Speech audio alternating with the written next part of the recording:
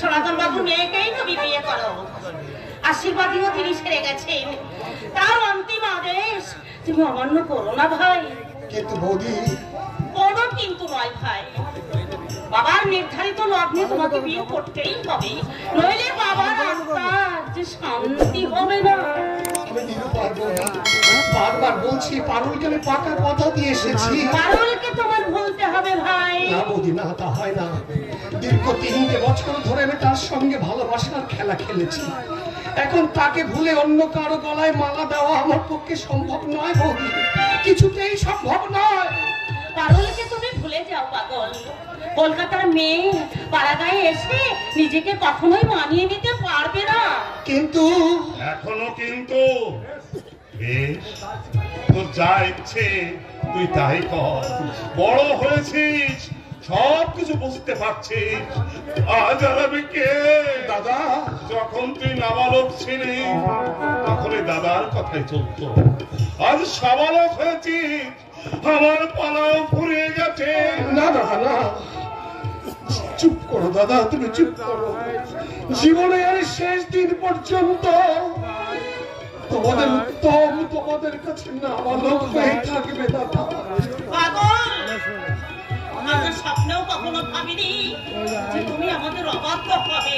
বৌদি, এতদিন যে দাদা বৌদি না হলে তোমার চলতো না, যে দাদা বৌদির কথা তুমি বেদবন্তের মতো মেনে চলতে, সেই দাদা বৌদির আদেশ মাথায় দিয়ে আমি কথা দিচ্ছি, ওই পারুলের আশা ত্যাগ করে বাবার প্রতিশ্রুতি অনুযায়ী সেই মেয়েটিকেই আমি বিয়ে করব। যাও দাদা, যাও বৌদি, তমাল বাবুকে বলে এসো যে 22-এর লগ্নই পাকা রইল। এই মালিনী চকের সেন বংশের ছেলেরা কখনো কথা দিয়ে কথার খেলাপ করে না। আমি জানতাম বলবো তখন কোনদিন আমাদের কথার অবাধ্য হবে না। আরে কার ভাই দেখতে হবে তো, আমার ভাই। ও জানো ওকে যে আমি আমার নিজের প্রাণের চেয়ে বেশি ভালোবাসি বলবো, আর নিজের প্রাণের চেয়ে আমি ওকেই বেশি ভালোবাসি। তুমি আর অমাত করো না ভাই, অমাত করো না। বাবা মৃত্যুর সময় বলে গেছেন সনাতন বাবুর মেয়েকেই তুমি বিয়ে করো।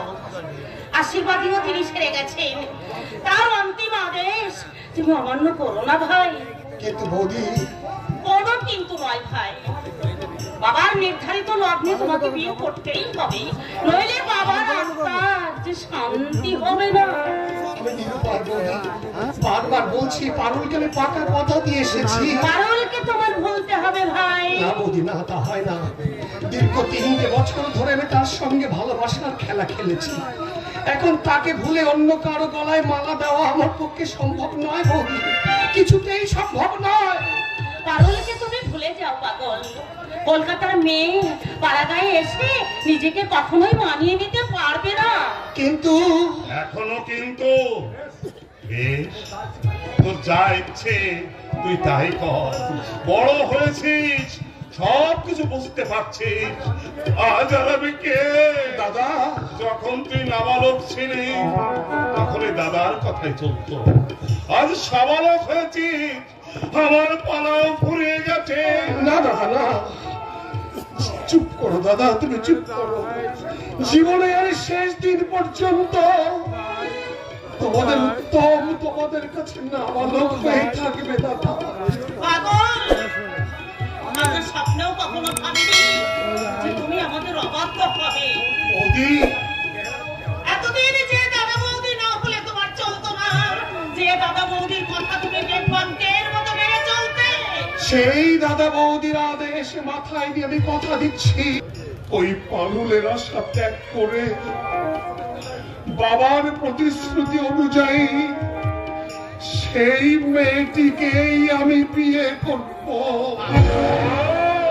যাও দাদা, যাও বৌদি, তমাল বাবুকে বলে এসো যে 22-এর লগ্নই পাকা রইল।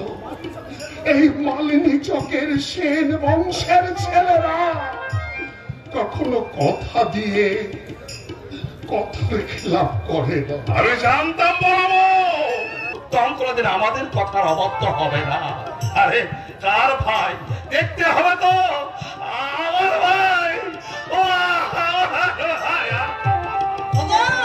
জানো ওকে যে আমি আমার নিজের প্রাণের চেয়ে বেশি ভালোবাসি বলবো। আমার নিজের প্রাণের চেয়ে আমি ওকেই বেশি ভালোবাসি। আমি জানি দাদা আমাকে কতখানি ভালোবাসে। অন্য দশজন দাদার সঙ্গে আমার দাদার আকাশ পাতাল ব্যবধান। আর তোমার এই বৌদি বুঝি তোমাকে একটুও ভালোবাসে না? তো গর্বে না ধরে আমার মা হয়েছে বৌদি। পাগল, মাকে কেড়ে নিয়ে যাবেন বলেই বোধহয় ভগবান তোমাকে আমার বৌদি করে এই সংসারে পাঠিয়েছে। পাগল, তুমি না থাকলে মা হারানোর জ্বালা আমি কোথায় গিয়ে জুড়ো তা বলতে পারবো। এতদিন তো আমি জুড়িয়েছি, এবার আসছে আমার ছোট বোন। তোমার পাগলামি আমি সব দাওয়াই তাকে বলে দেবো। বৌদি। কি হলো, লজ্জা পেলে বুঝি? হয় ভাই হয়, প্রজাপতি ওরবার সময় হলে সব জীবনেরই এমন একটু আধটু লজ্জা হয়। সবাই হাসছে, আমি কেন হাসতে পারছি না? খুশিতে আমার মন কেন নেচে উঠছে না? কি যেন একটা অজানা আতঙ্কে আমার সারাটা দেহ কাঁপছে। আমার চোখের পাতা দুটো জলে ভিজে আসছে। আমার বুকের মধ্যে কে যেন হাহাকার করে গাইছে।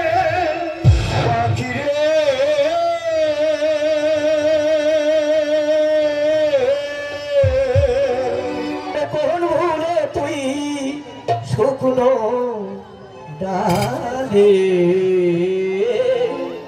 বেঁধেছি বাসা। ও পাখি রে,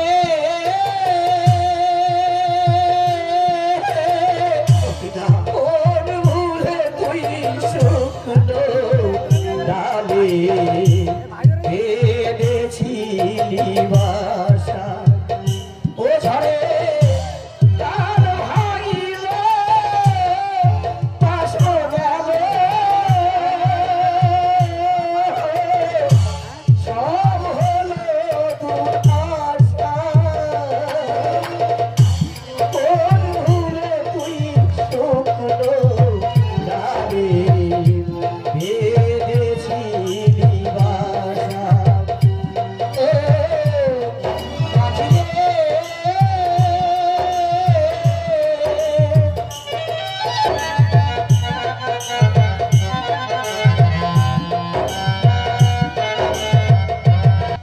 আগে বুঝলি না পাগল ঝরা সাথী জল।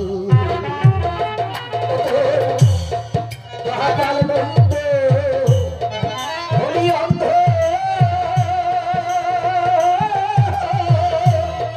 হারালি সকল।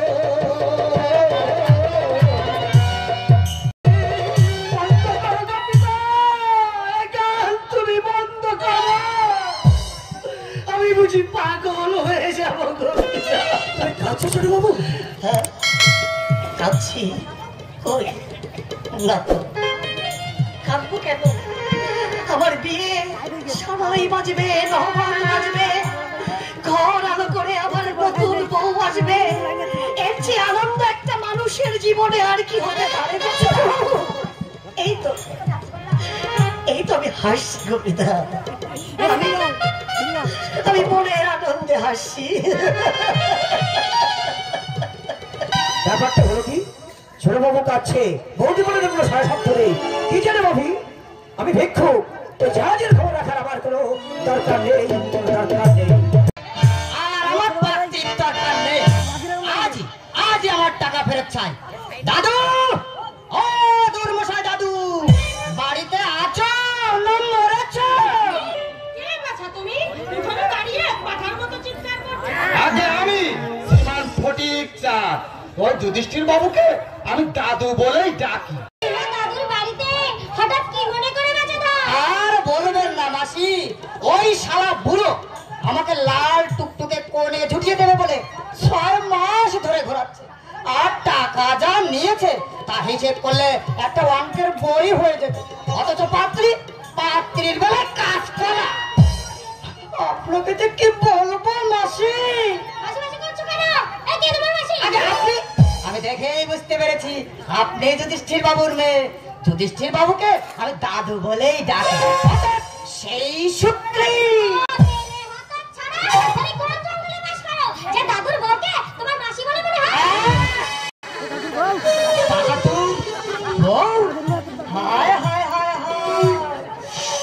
আমি জল খাবো। দাদুর বউ, যুধিষ্ঠির বাবুর কপালে এমন সুন্দর লাল টুকটুকে বউ জুটলো, অথচ আমার লটারিতে একটা খাতা পেয়েছি লক্ষ্মী টেরা বউ জুটলো না। একটা কথা বলবো মাসি? আপনি আমার দিদি। তা দিদি, মাঠে তোমার শাঁখা সিঁদুর দেখছি না কেন?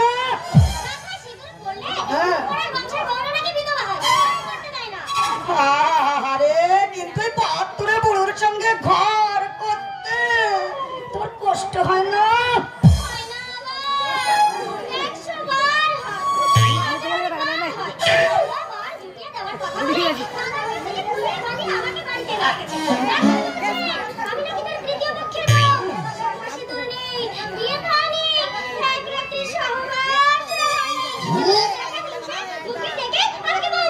দিদি আমি শুই থাকে আর পুরো শুই ছাদে, সারা রাত বড় নাক থেকে ঘুমোই, আর আমি বালিশ বুকে চেপে বিছানায় চুপা সে যে কি কষ্ট লাগে আমি বলে। আর বোঝাতে হবে না দিদি, আর বোঝাতে হবে না, সব বুঝি গো, সব বুঝি। আমিও বুঝলে দিদি, আমিও তোমার মতো একই দুঃখের দুঃখী। আমিও তো তোমার মতো পানি যে বুকে চেপে সারা রাত থাকি, কিন্তু পাচ্ছি কোথায় বলো? দেরি করে এলে নাতি, দুদিন আগেও যদি আসতে। আর বলো না দিদি, আর বলো না, দুঃখে আমার বুক ফেটে যাচ্ছে, চোখের জল। এমন জিনিসের ঘরে ফেলে রেখে ওই শালা বুড়ো কি ফায়দা হবে? হ্যাঁ, কি ফায়দা হবে? তার চেয়ে যদি আমার গলায় ঝুলিয়ে দিত তাহলে আমি জপমালার মতো গলা ঝুলিয়ে রাখতাম গো। একটা ওনলি একটা না, একটা কেন, তুমি 20, 25, 50, 100, খুশি তাই বলো। দিদি নয় নাতি, দিদি নয়, তুমি আমার নাম ধরেই ডাকো, বলো সূর্যমুখী। বেশ, বলো বলো সূর্যমুখী, তুমি কি বলতে চাও? সুন্দরী কি সুন্দর তুমি আমার নাম ধরে ডাকছো। একটা মিছে সারাদিন না শুধু পটি পটি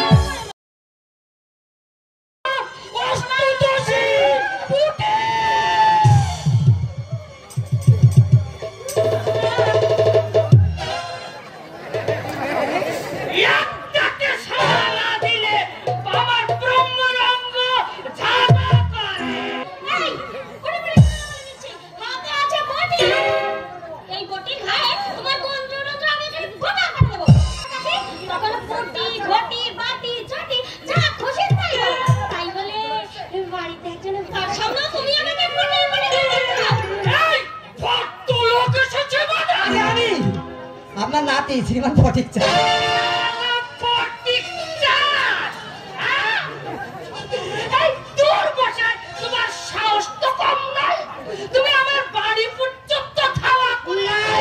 উপায় কি বলো দাদু? টাকা দিতে দিতে হাতের তালুতে করে ক্ষয় হয়ে গেল, অথচ পাত্রী। তোমাকে বলছি না, বলছি আমার পুটিকে। কি বলছো? কি বলছো?